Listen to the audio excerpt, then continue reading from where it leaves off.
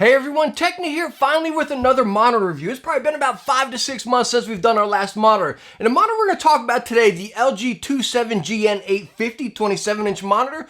I really feel like this monitor hits a really good sweet spot, especially with the new consoles, the new GPUs, and also price point. Now, if any of you have seen any of my other monitor reviews, or heck, pretty much any of my reviews, right? I like them being straightforward, to the point, what's gonna be beneficial for us as consumers, right? Not this overly spec-filled. There's great channels that do that stuff, but again, that's not what we do right here. We focus on the specs that we're gonna notice, and that's gonna make a difference and make our gameplay or just daily use that much better. So again, you can see the majority up front, G-Sync, Nano IPS, right? HDR, and then it is 144 Hertz, 1 millisecond, gray to gray, and it is 1440p, wrapping up into, again, a 27-inch size. Now, just a quick rundown right out of the box. As you can see, yes, we do have that LG red and black theme. I honestly love it. I know a lot of people will not love it, and I agree with you. They should make them solid black, even though the red and black is absolutely perfect for my setup. You have a display port, 2 HDMIs, a headphone port, and then your power port. Now, no, there are no speakers on this, even though it may look like it on the back. That's just for cooling vents right there.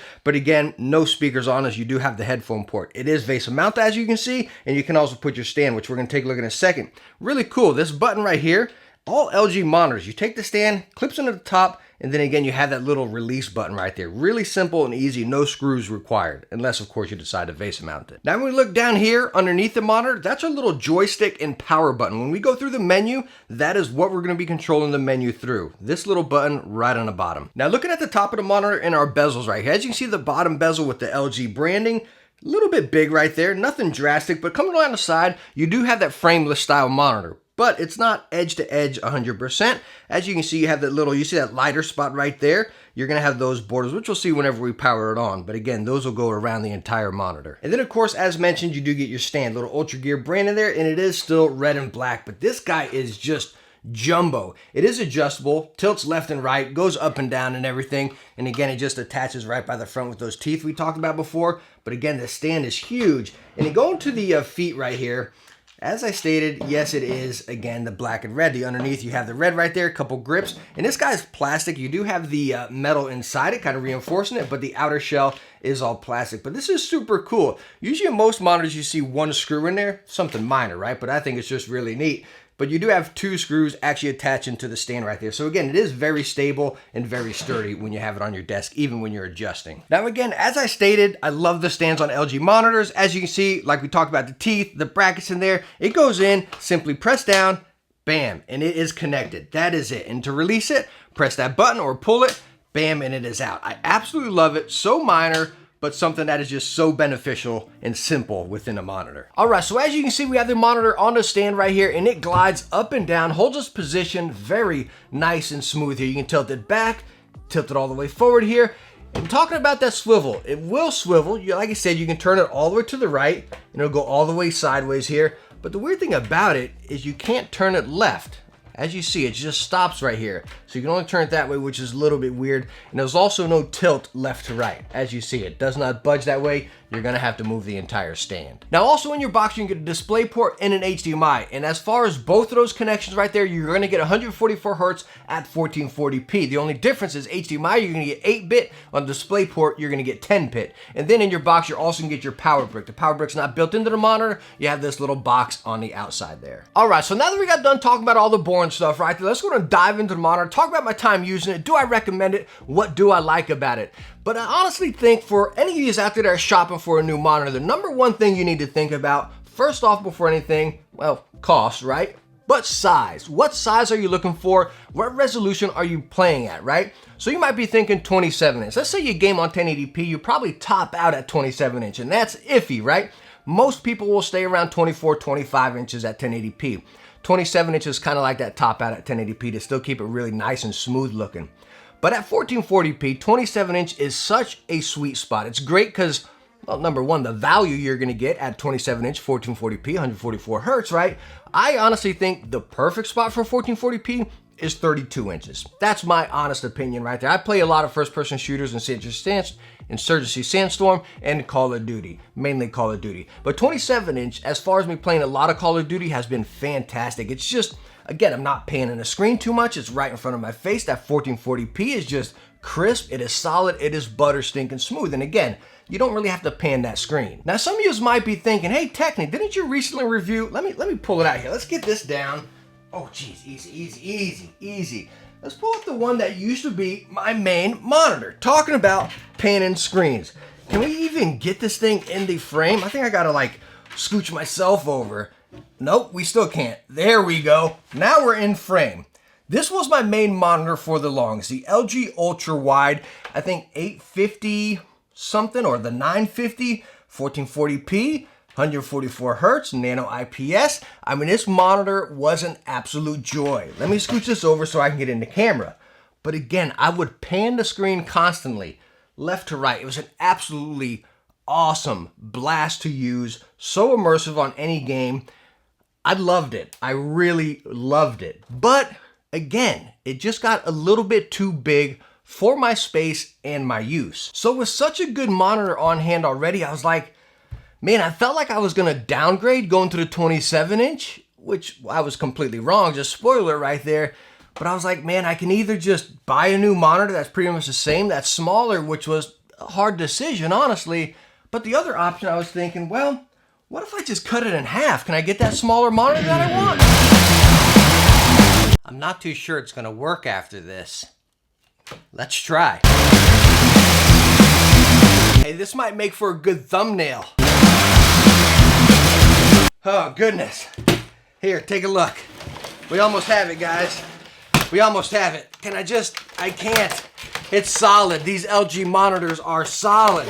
Super solid, right? Let's see if I can get it to rest this way. I mean, good night, LG. You're making a solid product here. It should be easier to cut in half. Maybe we should have just stuck with buying a new monitor. By the way, you ever curious about what's inside a monitor? Not much, right? Screen, some glass, and some metal. Nothing much at all. But now that I think about it, like I should have just stuck with the monitor I had, because now I have my 27-inch. I can game on the go all in one right there. I don't even need this anymore. So now that we have the monitor plugged up and everything, again, controlling our settings right by the button down here, you have a couple quick options when you can set these to whatever you want right there, minus the power off. That's how you power it off. And then we go over to your basic settings. Again, it tells you what you have. That synced on, HDR off. HDR, by the way, you turn on within your PC settings, not on the monitor right here, just so you have that right there. A couple quick options right here as far as settings. LG monitors usually set very great out of the box, but again, you can get in there, kind of tweak them to make them even better. Game adjust, your adaptive sync right there. Black stabilizer, which is pretty nice. Really pull out your blacks a little bit more of response time, like crosshair, all that stuff. And then your basic picture adjustments. Again, I recommend you go up to game mode, pick a set one right there that you like out of the box, and then get down here and just kind of tweak this stuff a little bit. Again, the black stabilizer, your gamut, all that stuff, and you really pull out LG monitors to just an absolutely fantastic viewing experience. It really is. They're great out the box, but again, you can make them much better. And again, just basic general information right over here. But again, as far as your settings, it's really easy. Just again, simply control it by that knob we looked at right down there. Bam, it's very responsive. You get tactile clicks in between them. Very easy to navigate and control. All right, so now taking a look at the UFO test, the blur test is right here. And a lot of people like this. It's really hard to do this because, again, our cameras, the majority of our cameras don't really get up to this frame rate right here. So you're going from screen to camera to your screen. So again, but let me explain it to you here. So again, we got 144, 72, 36. 72, 36. 72 is actually not bad. It's not great, but it's not bad. 36, no go. But talking to 144 up here, it is almost butter smooth. It's really nice. Now, I get a little bit of a trail at the tail end of the UFO right there. I can just about make out the eyes on the alien as well, the little details. So again, it's like me coming down to the 72, if this is what I was playing on, something like that, I would start I get a little headaches and a little nauseous, you know, because again, I'm trying to focus on it so much. Coming up to the 144, it's just, again, it is that sweet spot at 1440p as well. Again, it's butter smooth. It's very nice experience. All right, so we now have Crysis Remastered loaded up here. Again, we're at 1440p, and I have the settings on this game. Everything, all settings on very high right here. You see up here, I'm getting around, just sitting stagnant here, saying around 86 frames. Now, I am also running on a 3080, an RTX 3080 with an i9, and I believe I have like 64 gigabytes of RAM. So again, we got a pretty good system running this right here, but So then we get going. Let's see if we get dropped down to 9, but we're not doing a GPU test here. We're kind of looking at the monitor. So again, with a game kind of like this, very high demanding, yeah, dropping down to the 80s, you're still going to get that blur. But that's not what I want to focus on this game. I want to focus on these colors, and I think this is just perfect. And again, you're going from screen to camera to screen, right? But if you look at the village down here, you got kind of like the rustic browns and reds. The darker greens, look at it fade up in the shadows and everything with the lighter greens, and then that crisp blue in the sky. Like, it is just like, this is picture stinking perfect. It's gorgeous. And then again, oh dear, we got someone firing at us. Oh, I already passed those guys. Let's run to a nice scenery over here. There we go. That's good. So, I mean, just look at that. Like, you can decipher the blue from the skies to the water. You see the, of course, yeah, a lot of this is going to depend on your GPU, of course. But again, looking at the colors of the monitor itself with the Nano IPS, just butter stinking smooth. I mean, it is so nice. I mean, it is just, again, I can't stress enough how stinking good this looks. Like, wow. Again, we're playing a very demanding game right here. So let's not focus on the 1440. Or the 144 hertz. Let's just focus on these colors. Like, wow. I mean, there we go. How about that?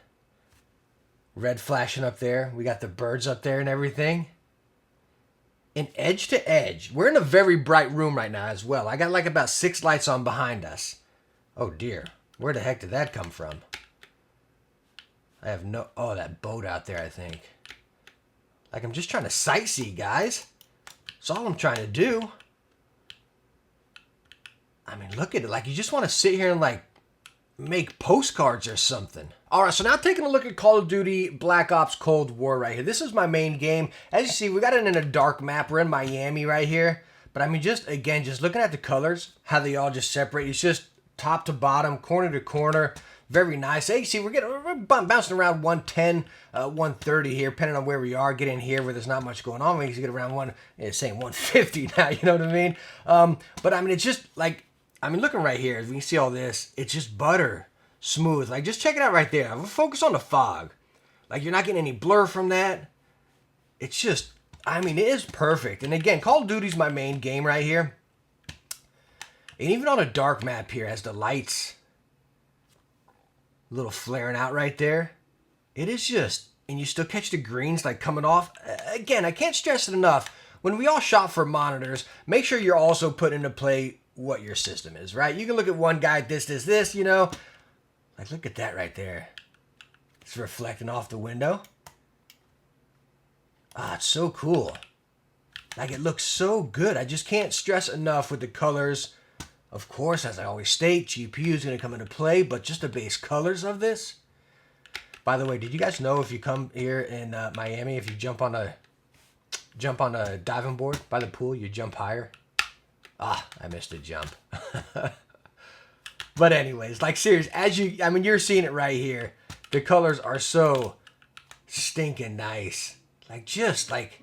Seriously, you want to just sit here and sightsee. You're going to lose the game because you're sightseeing because it looks so stinking good. So after looking at those games right there, I think we all can agree that this monitor is stinking gorgeous and it covers every different route right there, whether it be productive work, competitive gaming, story gaming, heck, even console gaming with our new consoles, the PlayStation 5 and Series X. It's going to cover it all right there. Now, there's going to be a little confusion whenever you're shopping for these, which we want to cover. By the way, I picked this one up at Best Buy and I believe it was $3.99 on sale. Regular price is $4.50. Okay, so let's keep that in mind. $4.50 for this one through Best Buy. Now, when you come over to Amazon, they got pretty much the exact same monitor. It has a different stand.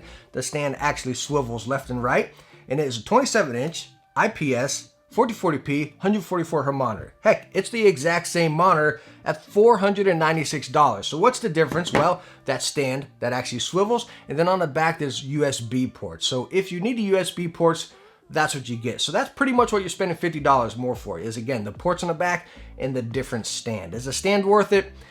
I don't think so. I guess that's up to you and your setup. The USB ports, that's something you have to decide, is it worth that $50 difference. The one through Best Buy, as you saw on the back, no USB ports. But all in all, focusing on the LG monitor we have right here, the 27-inch 1440p 1 millisecond 144 Hz.